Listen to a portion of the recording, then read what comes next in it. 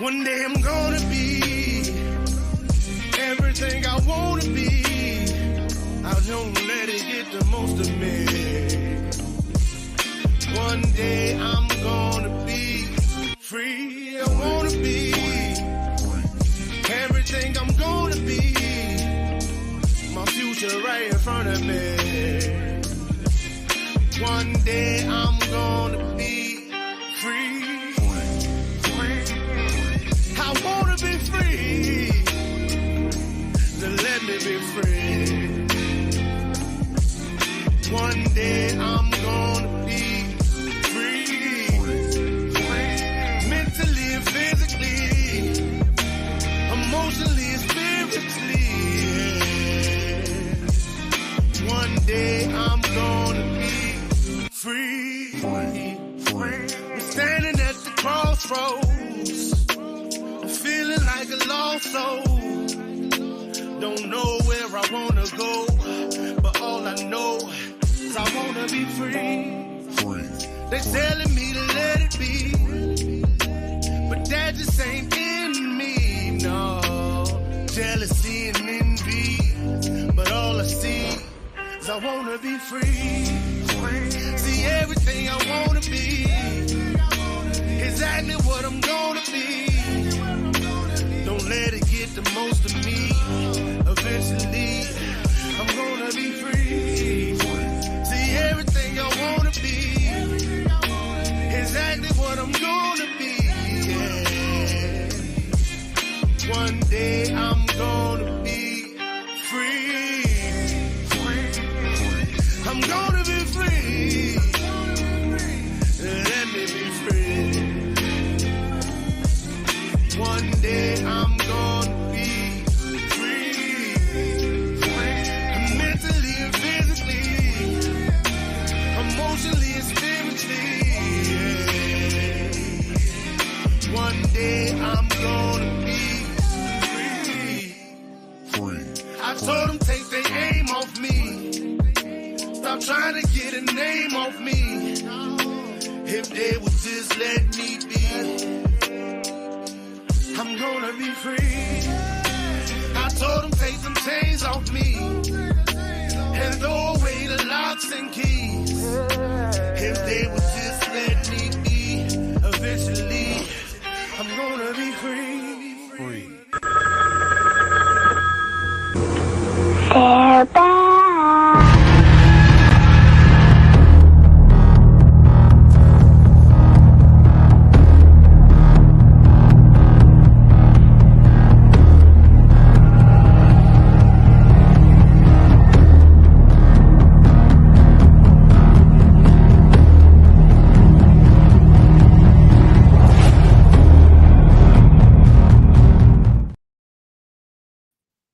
That's right, man. What's up? What's up, AB? What's up, Aaron? Hey, how's it going, Mike and What's Arch? going? What's up, everybody? What's up, everybody? So we got 7 days and went by, and we back on here again. So me, Archbishop Mike Ball, and we got Aaron with us today. And welcome to the Dominant Effect. So before we get started, we're gonna go through the little particulars, find out how everybody did this week, and then we're gonna jump on into what we're gonna talk about today. So Mike, how was your week, brother? It was good, man. As you guys know, it's been like, I think this is my about third week that I haven't been able to walk, but I've been super active still. You know, I'm still going out to eat and stuff like that with the family. And we had 3 crazy barbecues in the last week, which is doing barbecue 3 times in a week. That's a lot, you know, a lot of prep work. You know, we're doing 18, 20-hour smokes on this shit. So it's been some good eats over here for sure. Oh, okay. Okay. What about you, Aaron? Well, I had a gun show in Butler County this past weekend that I traveled to, and very successful show. And I always enjoy doing them. It's my definiteness of purpose. You know, I like meeting new people. I like having that camaraderie of being around folks that's interested in the same thing I'm interested in. That goes a long ways to making work seem more like fun, you know. And then I've been spending time this week up till today with my daughter. So we've been getting some father-daughter time in, and I'll be seeing my grandchildren tomorrow. So I'm in heaven right now. So That's beautiful. That's beautiful. Yeah, this week has been, hasn't been bad. It's been pretty good. I've been busy a lot. So there was, for those of you that didn't know, on October 20th, they're going to do the premiere of the first movie that me and Oh Big shit! Bone The first Center one was that you in. did, right? Yeah, Yeah. that's called Riding Dirty. So on October 20th, they're going to do a movie premiere, and then it goes out from there. So it's supposed to be this this big thing. You know what I mean? I've never been to one, so it's going to be a little exciting for everybody. I mean, I got family flying in, people coming from different states, everywhere else to come and watch it. So that should be pretty good. Actually, they're going to have a trailer is supposed to come out by the end of the month. So once I get that trailer, then I'll put it out so that way everybody can see it. And You're I'll gonna put push it it out out. on your channel? Yeah, I'm gonna put it Nice. on the channel, and then I'll play it. Doing the shows, so that way everybody can see it, and kind of push it out a little bit before it hit the screen. Yeah, I'm excited for it. Yeah. So then I'm working on another one right now. It's called Standing on Business. So I end up getting the lead role on that. So Sheesh. that one's been keeping me busy. And from what this director is talking about, he wants 3 more done by the end of the year. So Whoa. right. So Damn. So I've been busy, and You're from the looks of working. it, I'm gonna be busy for a while. You know what I mean? Mhm. But like I said, I thank God for that, because I wouldn't have did this or even thought about doing this if it wasn't for him. So all praises to God for that. So tonight's story, it's a good one. I had the pleasure of meeting this lady back a few months ago. One of my friends, Bobby Worthy, y'all may know him. He's been on the show before. Was telling me the story about Olivia, and I had to have this conversation with her. Me and her talked. First time me and her talked, we talked for a little over 2 hours about just different stuff. You know what I mean? It seemed like that conversation was like we knew each other forever. You know, it was that kind of conversation. But for those of you who don't know who she is, we're talking about Olivia Coley-Pearson. She is the first Black city commissioner in Douglas, Georgia, elected. She served 6 terms, 24 years as the city commissioner, which is an unbelievable feat, nonetheless, of being in office for that long. You know, so there's a lot of service that she done, and for her to keep getting elected like that, she had to been doing her job. But in her story, there was some stuff that went on that she's going to talk about, and her story it's a great story because it goes into how she started, her upbringing, on to her public service, on to what happened back in 2016 that traumatized her. But by her strength and Almighty God, she prevailed through that, and is continuing to push forward in Georgia, dealing with various issues, but one in particular is getting people out to vote. So without further ado, let's get her on here. Everybody, this is Olivia Coley-Pearson. That's right. Welcome to the show, Olivia. Well, thank you very much. Thank you all for having me. Of course. We love that you're able and wanting to tell your story, for sure. Most definitely. Yes, yes. And I have told it several places, different reporters, interviews. Yeah, so I've told it a lot. But thank you all for having me on your show. Oh yeah. The first time me and you talked on the phone, after we had our conversation, the very last thing I said was, okay, so what I need to do to get you on my show? and we were supposed to have done this show a couple months ago. Right. And as some other stuff that came around and scheduling and stuff like that. So, but now is a better time based on what we're going to talk about. Now is actually the perfect time to have her on here. So, so I guess my first question is what actually got you into public service? Like, what was it that made you want to be commissioner? Well, I think I have to attribute really to my mother, my upbringing. My mother, when I was 11, 12 years old, she would carry me to city council meetings, school board meetings. I would go to all these meetings she would attend as a young girl. So I think that's what initially sparked the interest. However, upon going to college at Clark College of Atlanta, Georgia, I majored in political science. My second year there, I had the opportunity to have a chance to work on former Mayor Andrew Young's campaign, and talking to other colleagues on the yard then, telling them about getting registered and voting. So it just stemmed basically from my mom carrying me to all these different meetings and me seeing at a young age how things work and what happens and the importance of being involved and engaged in the political process. Okay. Now, your mother, she was one of the founding members of the NAACP in Douglas, Georgia. Am I correct? That's correct. She was. Okay.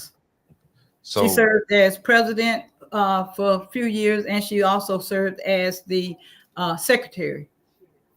Oh, okay. Okay, great. So she was now she was around when everything was going on, all the turmoil and everything else. Did she ever tell you anything, Dylan, during that time as to what was going on? Like, what was she thinking during that time? I mean, like, I know that everybody that was involved in NAACP that was with Martin, and with the marches and the boycotts and all the other stuff that was going on. Did she ever share any of that stuff with you? Well,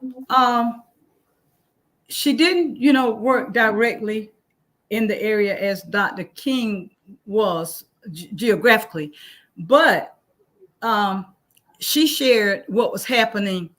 She shared with us and all of myself and all of my siblings what was happening in our area, So basically, I recall there were problems in the school system that she got out and protested about, how Black children would be disciplined differently from white children.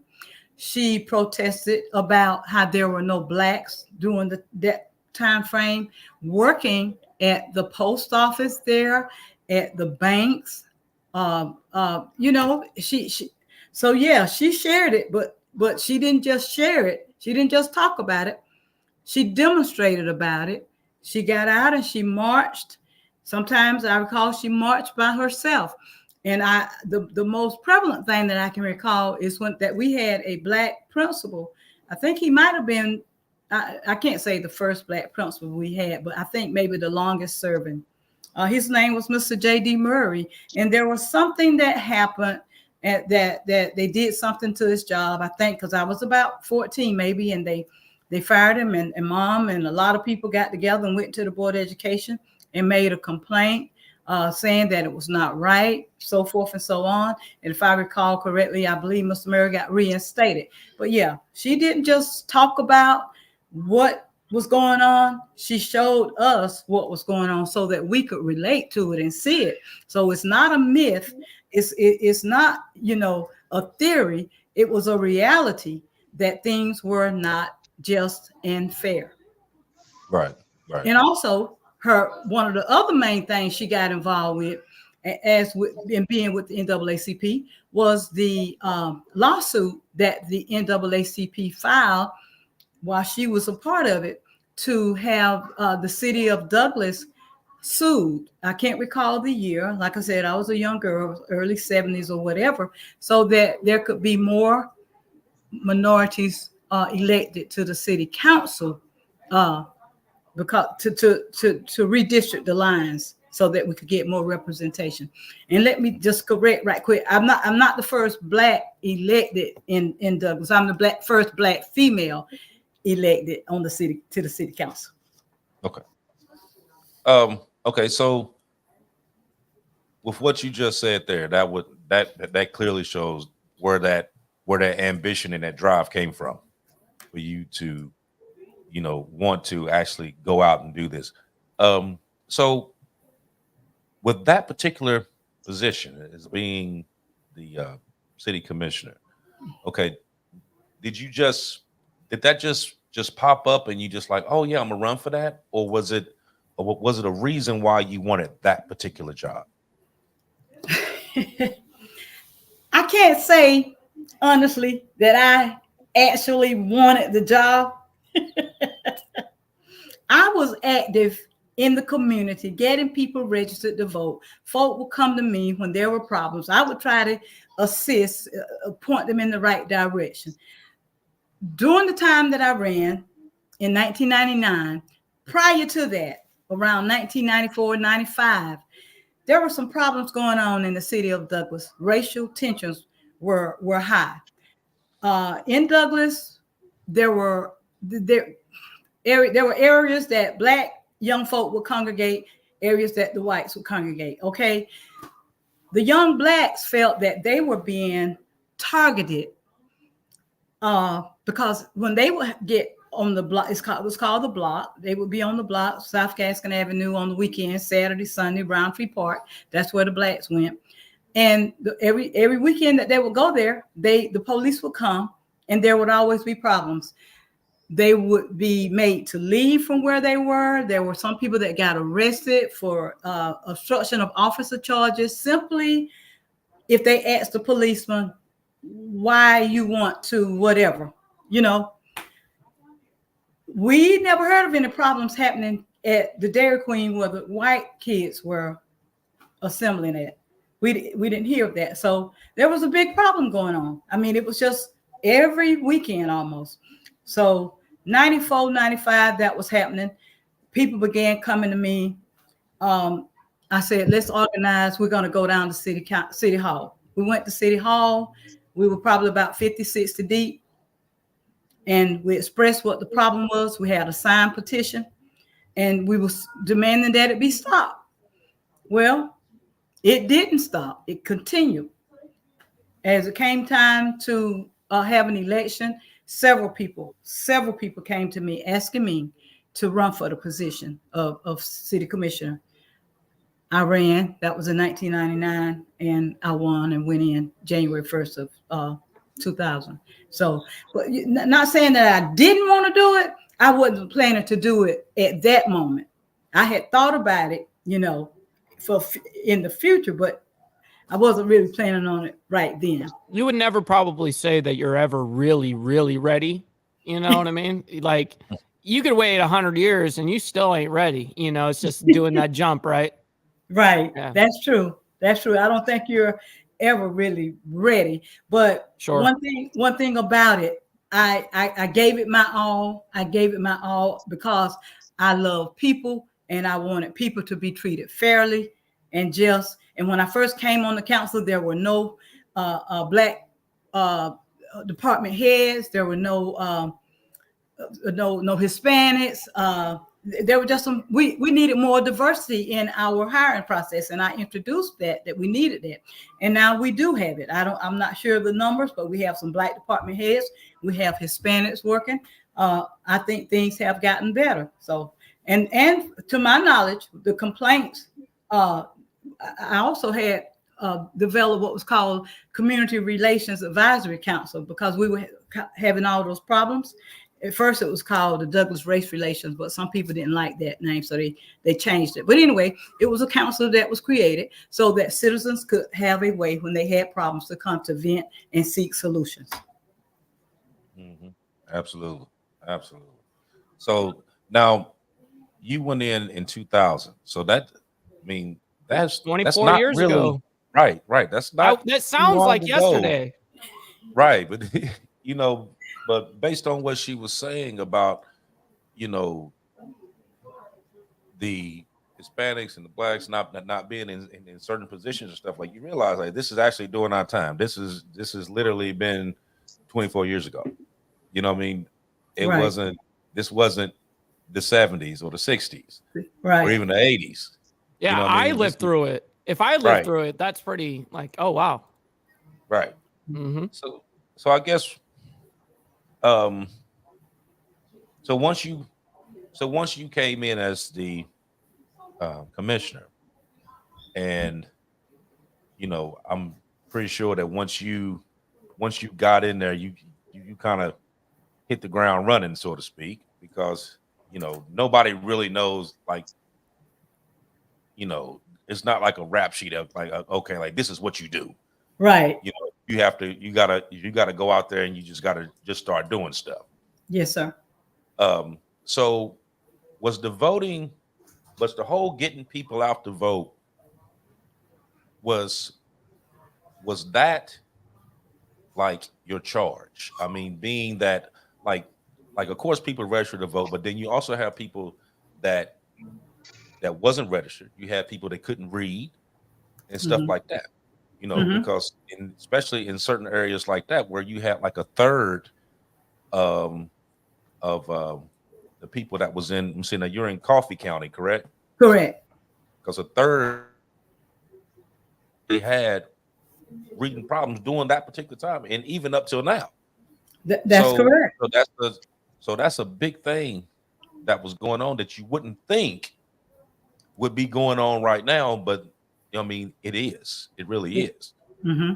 So, so getting people out there to vote, like, once you started doing that, did you have like a group of people that's like, okay, we're gonna go house to house and we're gonna see, who voted, who ain't gonna vote? Let's get these people in here. Like, what was it that made you say, okay, this is what we need to start doing, and actually got proactive and started doing it? What was it that made you start doing that?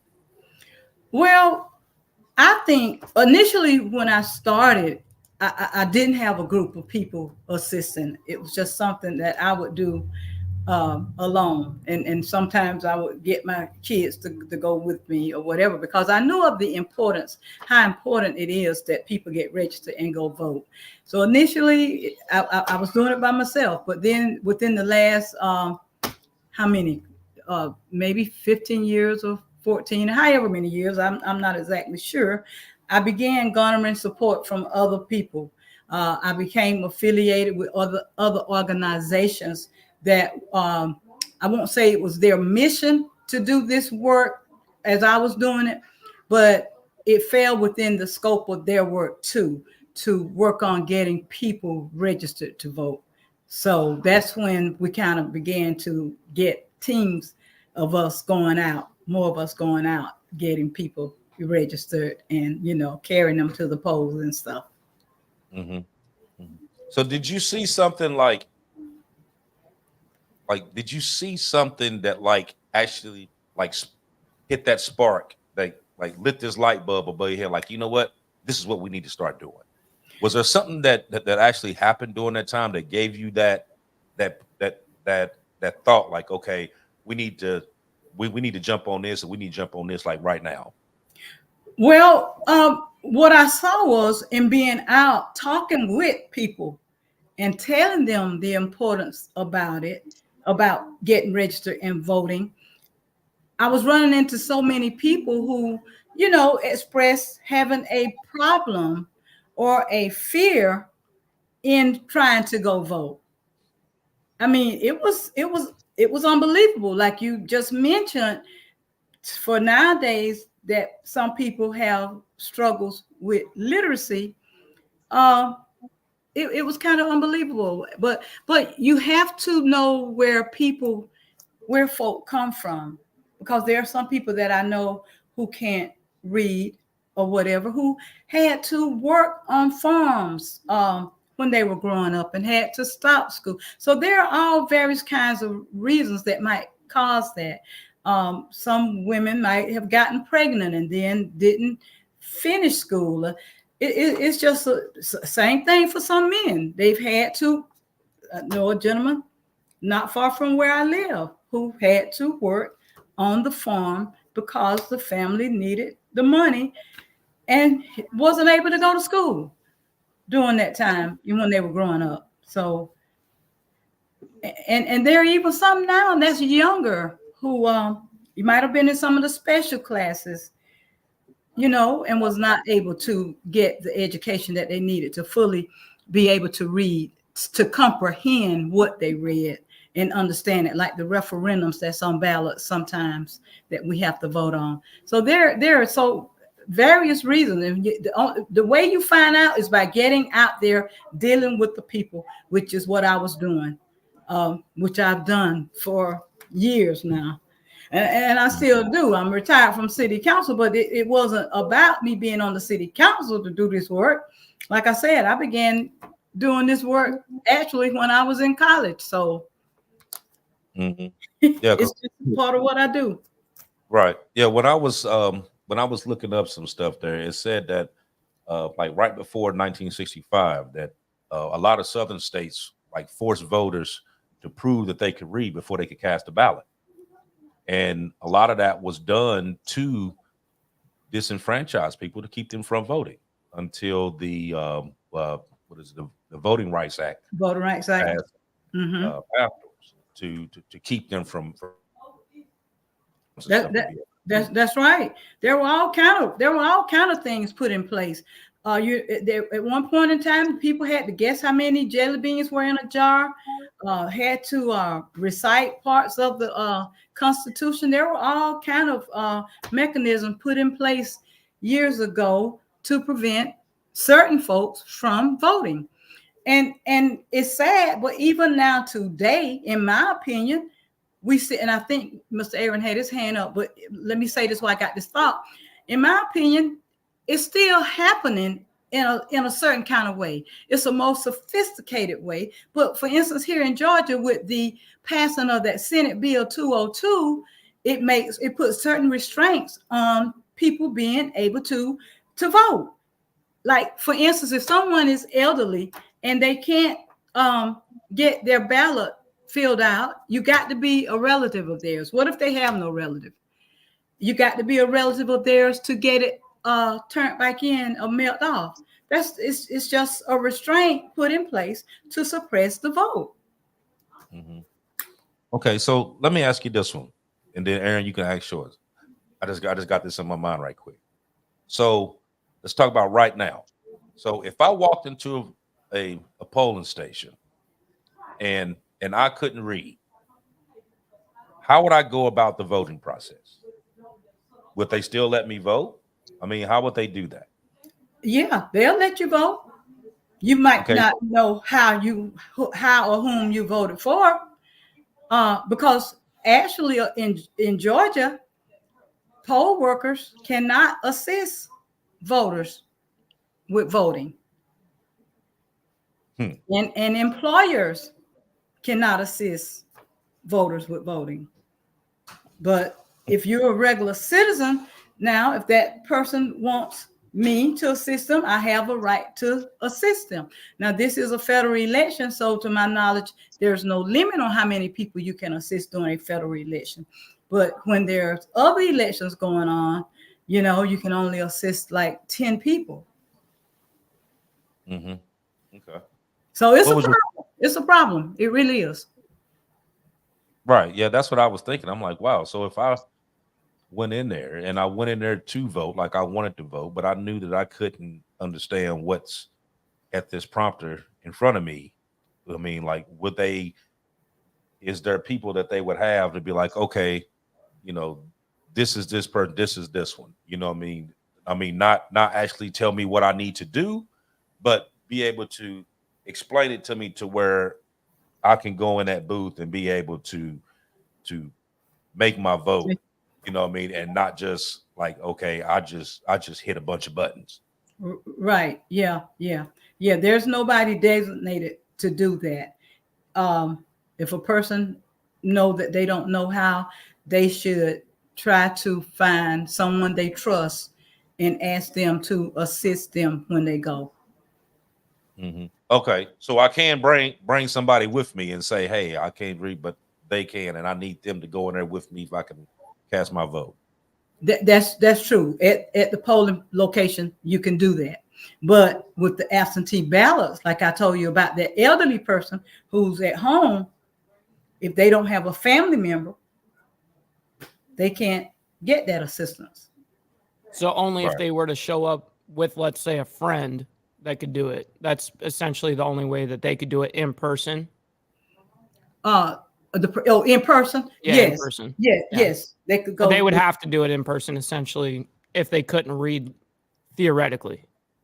Right. They would have to go. Yeah. Got it. But you could do, and you could do an absentee ballot if you can't read, if you have a family member or a caretaker assisting you. That came about under that Senate Bill 202 I referred to. What was your question, Aaron? Well, I was going to make a point and then ask the question. I mean, when she was talking about the elderly not being able to get there, I mean, there's a significant number of people who wouldn't be able to make it. People that are physically challenged, elderly who's lost their license. Because some people after 80 automatically lose their driver's license. You Correct. got people with Alzheimer's or dementia that have moments of clarity that can still vote, but now they get confused from time to time. And if they're doing, and you got people that are mentally handicapped, not just low literacy, they're just mentally handicapped. They could be crippled and can't hardly stand. They got cerebral palsy. I mean, you got a significant number of people. And to me, that's like low-key voter intimidation when you make steps complicated for people to be able to exercise as something as a simple right to vote. That's exactly right. You're exactly right. And I can't recall the law firm, but there's currently some legal entity that has filed suit about that Senate Bill 202 because it is suppressing the vote. It's intimidation. It's just not. It's not right. It's not right. That's crazy. Now we're gonna jump into your story. Because there was something that went on, and I'm gonna let you tell it. I'm not gonna spoil it, but this is what actually drew me for wanting you to be on this show to talk about exactly what this was about. Because once you hear this story, you're gonna realize a couple things. Number one, there was a lot of deception. Number two, there was a lot of coercion and just blatant disrespect. You know what I mean? As to like why would you put somebody through this?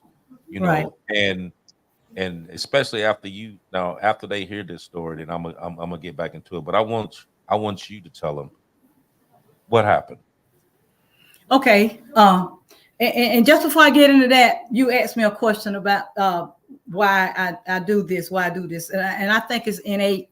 I'm gonna go back to something that I recall. I received an award during Black History Month for my service, and he was a former city council member, but he was also my principal. He brought up a point when he presented me that award, and what he said was, Olivia has not just began advocating for people since she's been in politics on the council. She was advocating for people when she was in middle school. That's when he was my principal, and I had forgotten about that. But there was an incident that happened with some young girls in my classroom that wasn't right. Some inappropriate touching by someone, and because I was talking to the girls, telling them, look, he shouldn't be doing that to y'all. Don't let him do it, or whatever. However I said it, I was written up and sent to the office, and that principal brought that back to my remembrance when he presented me with that award. So what happened in 2000? I guess it was 2016, and I received the notice about it. They said voter fraud. I received a letter in approximately 2018 saying that in 2016, if I'm correct, I had committed voter fraud, and there was going to be a hearing up at the Secretary of State's office in Macon, Georgia. I could come if I wanted to, but I didn't have to come. I could have a lawyer if I wanted to, but I didn't have to have a lawyer. Well, I'm curious. I'm being told in this letter something about voter fraud that I'm involved with. So I'm gonna go. So I went. So they asked me about if I had assisted 4 people, is what they said then. And 2 of the people I recalled that I had assisted, because one was my nephew, and I can't right now recall who the other one was, but 2 I didn't recognize, didn't know. So it was decided at that state election board meeting, it was decided they were going to refer it to the attorney general, and for the attorney general to make a decision, if I'm recalling this correctly, and so forth and so on. Attorney general, I don't know what was decided, but some kind of way it got handed down to the district attorney's office of Coffee County, and the district attorney's office decided to indict me. But the Secretary of State's office at that time didn't find any wrongdoing. But anyway, so how I got indicted, it behooves me. And what year was this? When I went up for the hearing, it was 2018. Okay. But it was the incident. No, that's not correct. I think I went up for the hearing in 2016. I actually went to trial 2018. Gotcha. Y'all bear with me, because yeah, it's a lot. It's a lot. It was very traumatic. So and it's hard to keep all these dates straight. So anyway, so it was 2016 when I actually went up for that hearing. So got indicted. And I'm like, what?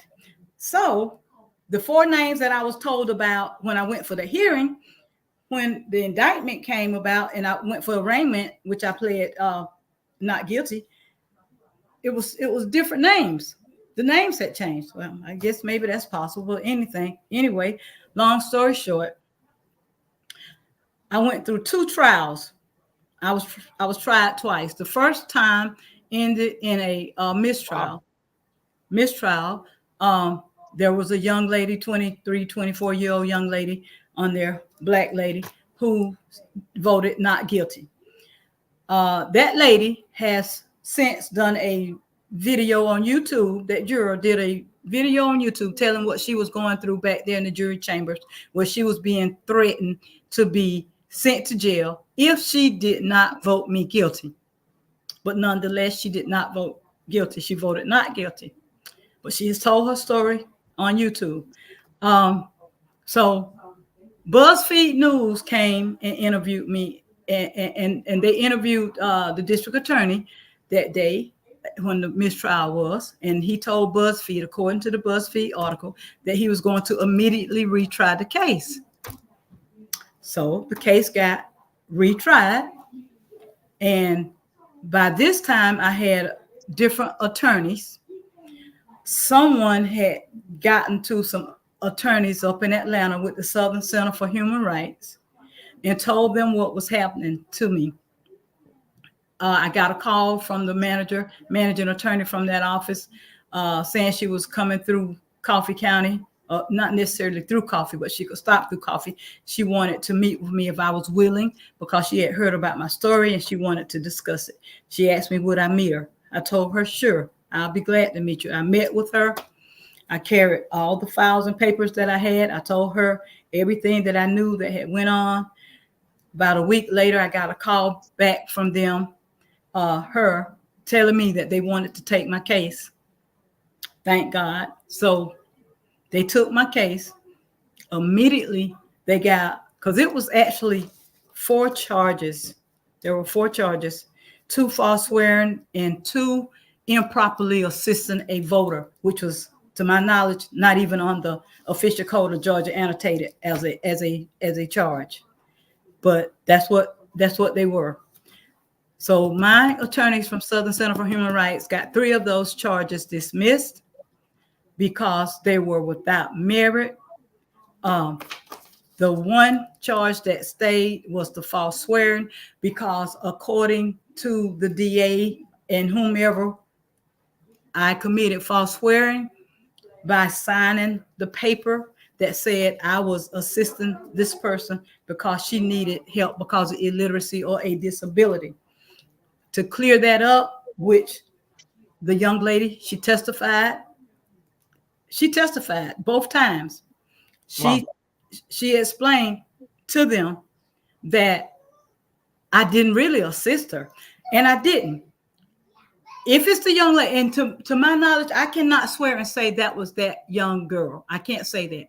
I do recall an instance with one girl, young girl, that someone brought and said they couldn't help her, but she needed help.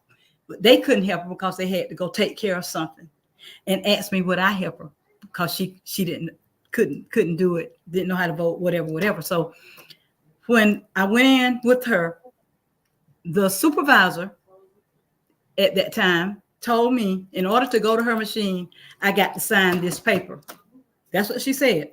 She didn't say to me, in order to go to her machine because she can't read or she's disabled, you have to sign this paper. She said in order to go to her machine, you have to sign the paper.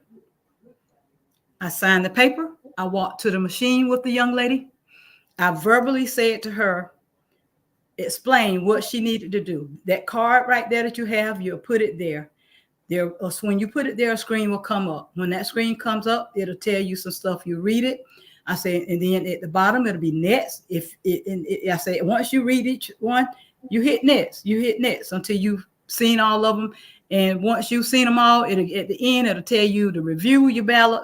If it's who you want, you're satisfied with it, then you'll hit cast ballot and you're done. And your card will pop out and you take it and turn it back in. She had not even started voting. I was just at her machine telling her, explaining to her what to do. I walked away after I explained that to her. I walked away and I left. She began voting after I walked away. So technically, there was no assistance provided to her in voting. But that's what that false swearing was about. That I went to trial on the second time, last time, because the others had got dismissed. But like I said, my attorneys got to change of venue. We went to Wayne County, Georgia. And in less than 20 minutes, those jurors heard the whole story, heard the young lady testify, and they came out with a not guilty verdict. So that's the gist of what happened. Yes. Okay. I also want to bring out 2 other points in your first trial and your second trial. The young lady that you referred to, that they tried to intimidate her to vote against you and she wouldn't. From what I understand, she, one of her co-jurors made the statement, and he used the N-word, that you can't have an N sitting on a panel jury. Yes. And that created an investigation right there. And then when they took you to the other place to have the trial, they tried stacking the jury by trying to discredit different members of color that would have sat on that jury, and coming up with dubious excuses to discredit them and say, no, we don't want this juror. No, we don't want that juror, because they was trying to stack the jury against you. I think that's exactly important right. to bring it up. Yes. I had forgotten about those facts, but that's correct. That's correct. Off the rip, the state, they got all of the black men off of the jury pool right from the very beginning. Not one black man served on that jury panel. Yeah, and that and back in the first trial, yes, when my investigators that represented me, my attorneys, investigators, when they went and investigated and talked, they found out that that term was used by one of those jurors. One of them got on the jury, one of them. And when it was asked to clarify, that's what I was told the answer was, one of the N word, like you said. So was you okay? So when you first heard about this, like do you know who the person was that actually made the allegation from the beginning? I was told two different people. The supervisor, the one I told you about, that told me to go to the machine, that I had to sign the paper. Her and one of the people who was one of the was the chairman at the time of the Board of Elections. Okay. Yeah. So she tells you to go over there, fill out this paperwork, and go and take her over there, but then turn around and accuse you of fraud when she the one that told you to go over in the first place. Exactly. That's crazy. Exactly. Wow. Exactly correct. So let me ask you this. So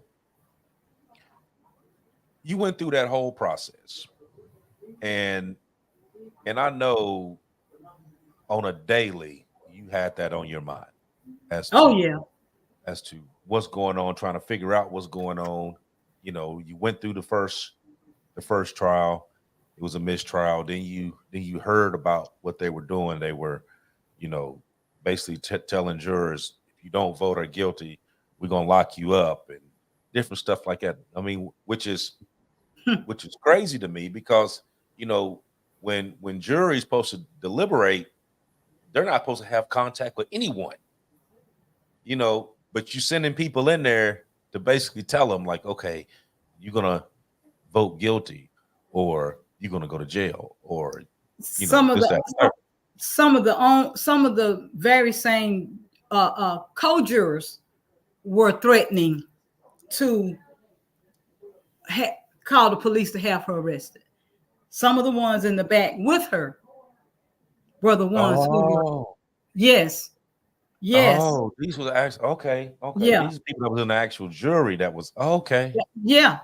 Wow. And the jury, the chair, the foreperson for the jury was a former doctor of mine, and according to the juror, the one that was not going to vote guilty, he came in as soon as they got in, according to her, and she says this on the YouTube, that as soon as they got in, they said, okay, he said, okay, who all say guilty? And he raised his hand.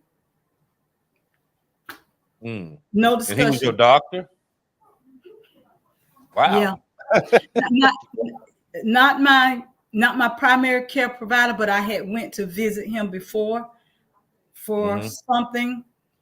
But and he admitted when they were picking the jurors. Now I didn't have the Southern Center for Human Rights as my attorneys at that time, but he said he could be fair. So, but still, looking back, you know, I don't think they should have allowed him, being that he had been my doctor. But I see now that was part of the plan, because he had been my doctor. They had already discussed that. Go ahead, Aaron. Okay. I'd like to also mention here, because I think this is very important, that these jokers offered her an out by going to offer her a plea deal. And we all know that when they offer you a plea deal, if you take it, you're going to go to jail. You're going to get less time. But if you choose to fight it, now you're looking at maximum sentencing. And she had the courage to move forward against maximum sentencing. And not only would she have lost her liberty, which is her freedom, she'd have lost her job, and she would have lost her pension as well. And she still went up against the odds. So I have nothing but a great deal of respect for her for doing that. That's right. Most people would have took the easier way out. Yes, because I've worked for the State Board of Pardons and Paroles for years, going to prisons, interviewing people who were incarcerated. And some of them, when I would interview, not a whole lot, but there were a few that, you know, say, ma'am, I'm innocent. I didn't do it. I was like, well, what you mean you didn't do it? Why did you plead or however I said it back then? And they would be like, I didn't want to risk getting the more years. Yeah. So I couldn't understand it at that point when I would interview those people, but being that I went through it, you know, I could understand how people would go ahead and take a plea, Absolutely, even when they're innocent. It's an intimidation factor because, I mean, you know that the odds are stacked against you. You've got all these guys with all their funds and unlimited resources and stuff like that, and I'm little old me. You know? Yeah, absolutely. It's intimidation at its finest. That's exactly right, and it's sad. It's so sad, and my heart just goes out to people who have been railroaded and have not had a chance at a fair trial. It's just not right. We need criminal justice reform. We even need judicial reform. I'm seeing some things in my county right now that happen with the judges, disparities in sentencing, and it's just unbelievable. 2 people hit a person, both persons got killed. One left the scene. That person who left the scene said he thought he hit something else or whatever, came back 3 days later because he couldn't get tested for DUI or drugs after 3 days or whatever, maybe drugs, but not alcohol. But anyway, he got 5 years probation. Another man hit a person, stayed on the scene with that person, called 911, and is now serving a 10-year sentence in prison. And it was the same judge in the 2 different cases. It's just, it's unreal. It's unreal. So the one that stayed got penalized, but the one who left and came back a couple of days later just got probation. That's right. Typical. Right. That's typical. Let me ask you this, Olivia. So even when you went through all that stuff, you're still, as of this day, you still go around and you still helping people get out to vote. You still helping people get registered. What kept you going? Like what made you want to keep doing this, even though you just went through all the stuff that you just went through, but you still kept going? Like, what was that reasoning? Like, why did you do it? Because most people would have just said, you know what, I ain't messing with this no more, and just backed away. True. And you're right. So sometimes, and I'm being honest here, I am being totally honest, and I try to always be as honest as I can. But sometimes I'm like, okay, are you crazy or what? But if I'm crazy, I'm crazy, because this is my passion, is to be involved with my community, to help to make my community a better place, to try to help to educate people, to tell them, look, your future, the lives of your children and your grandchildren lies in the hands of people who are elected to office. You cannot sit back and say, oh, I'm not going to vote, or I'm not going to get registered. Well, you can say it, but you shouldn't say it. And I try to explain to them how everything depends upon the political system. The Board of Education, whomever is elected there, if you have children going to school, they make the decisions about what your children learn, how they're disciplined. I mean, all of it, everything is political.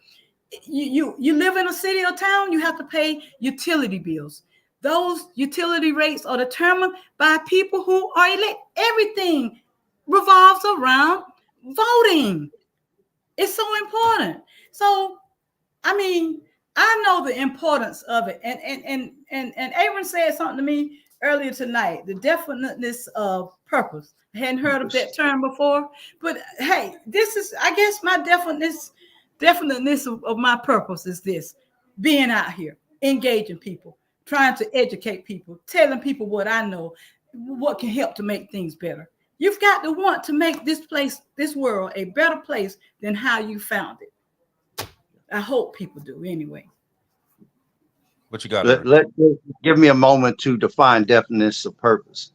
In a book called Science of Success by Napoleon Hill, he wrote that there's one talent that God has instilled in all of us, that if you can discover what it is, your chances of being successful in life go up substantially. Because if you find out what your definition of purpose is, you're going to have passion, you're going to have stamina, you're going to be able to stay inspired longer, you're going to be able to do acts of service, you're going to be able to go the extra mile that the average person wouldn't be able to do. And a lot of times, the people that start with you are not going to finish with you. You will stand alone many times, but you will have that inspiration from above that gives you this natural ability above anyone else.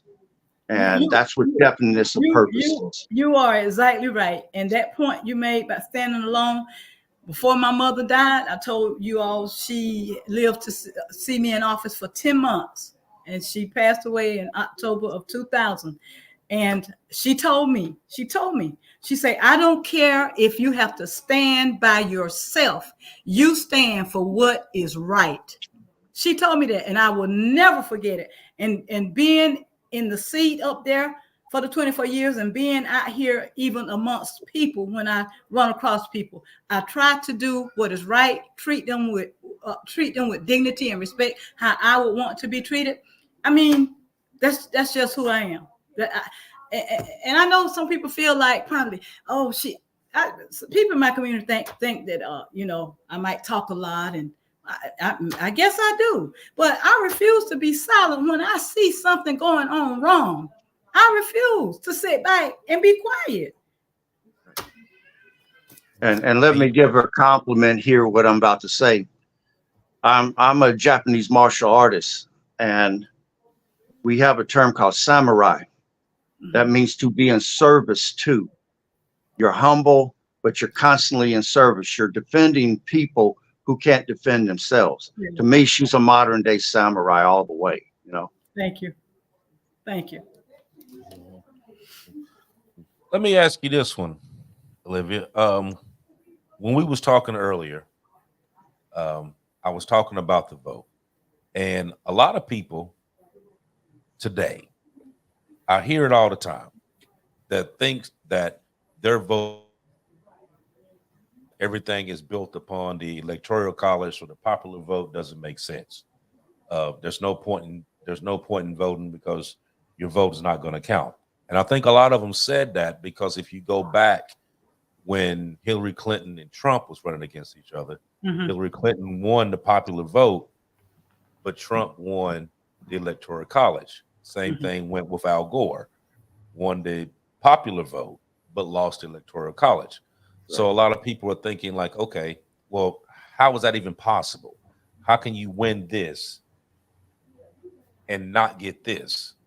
So they get that conception that, okay, my vote doesn't count.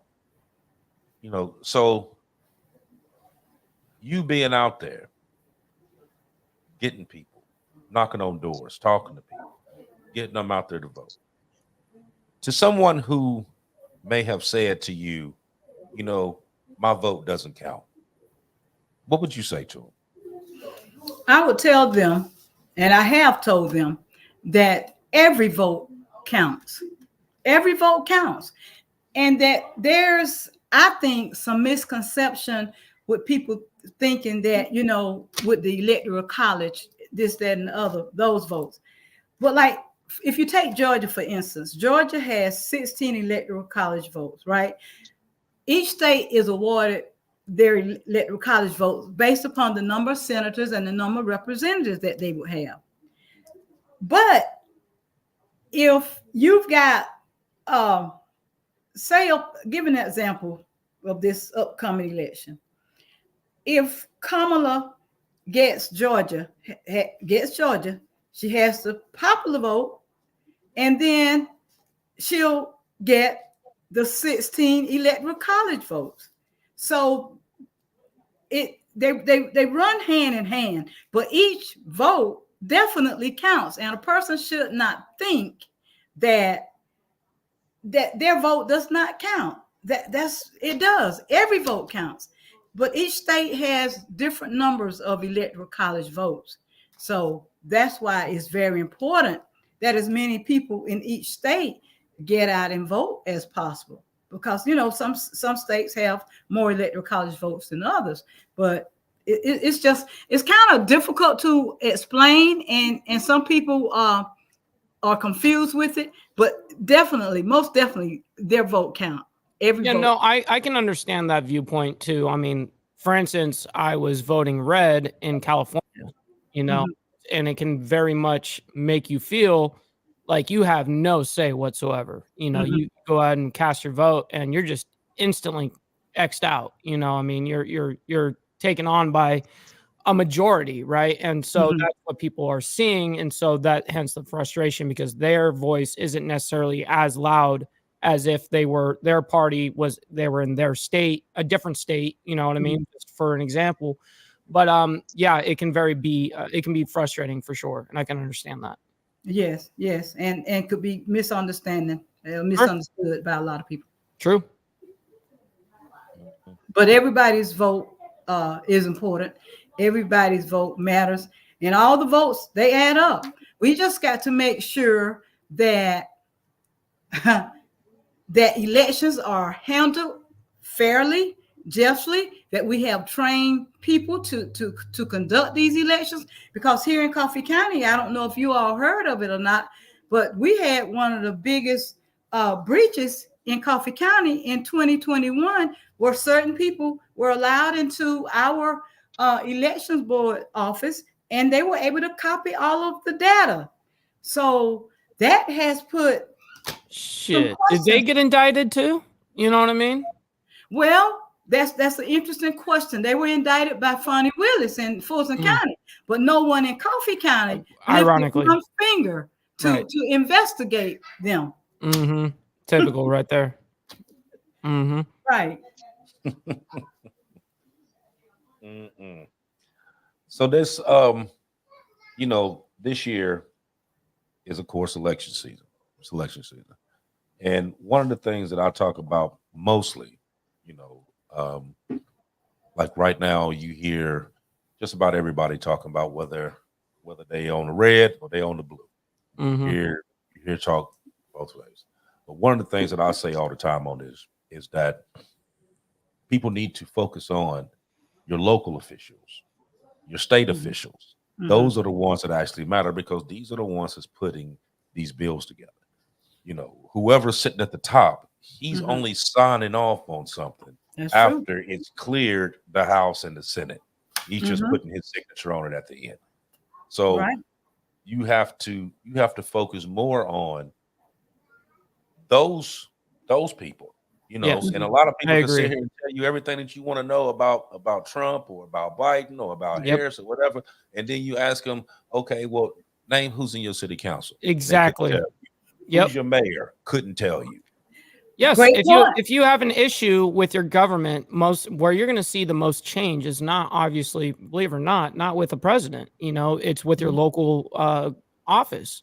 And you should be using and casting your votes then, not only voting for the president. You should also be voting and also trying your best to get involved in the community aspect, because that's where you're going to get the ground level, like actual change. That's exactly right. Exactly right. And that's what we have been advocating for. We have been asking people to come out to sit in on the Board of Election meetings, sit in on the school board meetings, on the city council meetings. I mean, they elect people, and then they might not have been the one to go out and actually vote, but these people get elected. And very seldom does the public come and get engaged about the decisions that these folk are making. And, one of the reasons why I went ahead and retired from city council, my health was failing me. After I went through all of that I went through with the trials and stuff, my health has declined tremendously, just beyond belief. And then prior to that, I lost my one and only son. But I was just like trying to get the people to come to city council to hear what's going on. And it was like almost like pulling teeth. I won't say they don't care. I don't know what it is, but you only get a few. And usually it's the same few, Go ahead. Like throw a question in here, because I'm trying to ascertain, does she stand alone through the majority of this, Did you ever try to put together like a mastermind group, people, skills and resources, maybe got the city manager behind you, certain bishops, deacons, pastors that are very vocal in their churches that could get the people to go out and vote? Were you able to put together a team, or did you find yourself standing alone, having to take on all this stress and struggle yourself? Well, so through the ordeal with the going to trial, I didn't stand alone. The community, most pretty much the Black community supported me. I had supporters from the white community too, but as I said before to you all, I did get some ugly things said to me and about me from some of the white citizens. But there were some folk that supported me 100% through that trial. As a matter of fact, my attorneys paid a research firm to come in to do research and investigate to see if I could get a fair trial in Coffee County. And that's how we were able to also to get it moved to another county, because the results showed that I would not be able to get a fair trial there. Wow. Yeah. Right.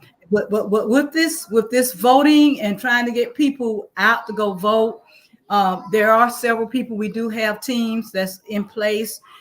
There are a few pastors, some deacons, and I'm working on trying to get some more to be involved.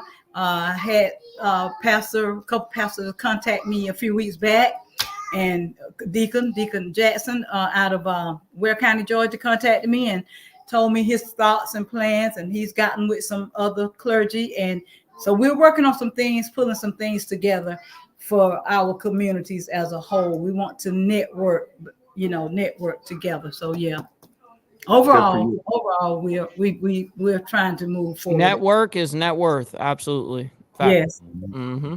I was told to tell you, Olivia, that Judge Paul Nally is on here watching. I know Judge Nally. I do know Judge Nally. Judge Nally came to Coffee County to try to help on some issues, and sad to say, he got indicted for something he was trying to do on behalf of helping a person. He and Bobby Worthy. I don't know if Bobby, he probably couldn't get into it because I think it's kind of pending. But anyway, yeah, I know Judge Nally. Hi, Judge Nally. Hi to everyone that's watching. Yeah, it's a lot of people that's on here chiming in. I mean, okay. This chat line on the side, it's been lighting up all evening, so it's steady messages coming through. Okay. But we're gonna slow it down and end the show. But I want to let's do this. We are gonna go ahead and end it. I'm gonna go ahead and say mine. We're gonna go around, but Olivia, we're gonna let you have the last word. Okay, and you can reach out and tell everybody that's gonna be watching. You can speak your mind, speak your truth. But so I'm gonna go first. Like I said, I appreciate everybody coming out every week. We try hard every week to keep putting these shows out that's gonna raise attention, keep you aware, keep you prepared, and on your toes. Like I said, I appreciate each and every one of you to come on here every week that chimes in. Don't forget to hit that like button on the side. Like, follow, share, subscribe. Like I said, with all these people sitting here watching, send this link to someone. Someone needs to watch this, as well as a lot of the other shows that we're watching. So for the new ones that's on here, go back and watch some of these older shows that we have on here, because these shows tell a lot of information. It spits a lot of truth. So I'm gonna go ahead and turn this over to Aaron. And like I said, peace and love to everyone. And thank you all once again for coming out. Okay, well, I feel that I've got a quote here I want to read, and I feel this is a clear example of Olivia, what she's done for her community and things. And it goes like this: if we all can be considered as human life sources, we are not who we claim to be, but who we prove ourselves to be over a given period of time. And I say she's a clear example of action, not words. Thank you. Thank you. Man, that's awesome. Guys, I can't thank you all enough for coming and hanging out with us on the Diamond Effect, man. We got Archbishop's, information scrolling on the bottom. If you guys would like to help out the show, he's got his Cash App right there scrolling on the bottom, $Bishop8752. Go ahead and show love and support over there. Also, I want to give a big thank you to Tiffany and Brother Shadow for becoming YouTube members, man. Thank you guys from the bottom of my heart. It goes a long way. This is how we continue on to the show. Your guys' love and support goes a long way. Thank you all from the bottom of my heart. Thank you for liking the video. That's the #1 metric of all of YouTube. And I really can't thank you enough for coming on to our show, you know what I mean, and talking with us, Olivia. I know it's not necessarily the easiest of things to go ahead and get in front of a camera and start talking to the public, but it is a necessary evil, especially as you know, in your game, right? So thank you very much for coming and hanging out with us and, and telling your story. Well, thank you. Thank you. You all are very welcome. Like I said before, thank you for the invitation. It's important. It's important because, in today's time, we have so many issues we are faced with. So many issues. We have people who are suffering with mental health issues. People don't know the magnitude of the issues that people are faced with. We have to learn, I think we should learn to pull together to do what is right for the betterment of our society. Like I said, what can we do? How can we do to make this place better for those coming along after us? There were some things it's just so much division, so much fighting. And I believe if we would treat people like we want to be treated, things would be so much better. But to the people watching, I just like to say thank y'all for watching. I love people. I love people. I have my kids tell me all the time, just stop trying to do for folks. Leave people alone, move this, that, and other. But that's not my heart. That's not my heart. We just got to do better. We got to do better. And I'm praying that we will. We shouldn't be divided by whether you're Democrat, Republican, whether you're black, white, whether you're gay, straight. People are different. We have to respect people for who they are. The Bible tells us to not judge. Who are we? We all have sin and we all have faults. We can't point fingers. We got to love one another. So that's what I like to leave with the audience and to y'all. I am about love. And it's something I saw today. I can't remember who said it. Oh, it was first Black Supreme Court Justice Thurgood Marshall. And he said, we must recognize the humanity of our fellow beings. We are all human beings. So let's treat everyone with love and respect. Thank you all so much for having me. That's awesome. Thank you. Yeah, that's what's up right there.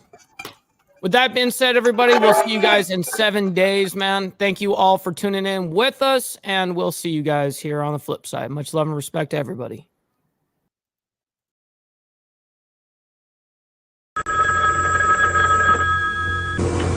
Farewell.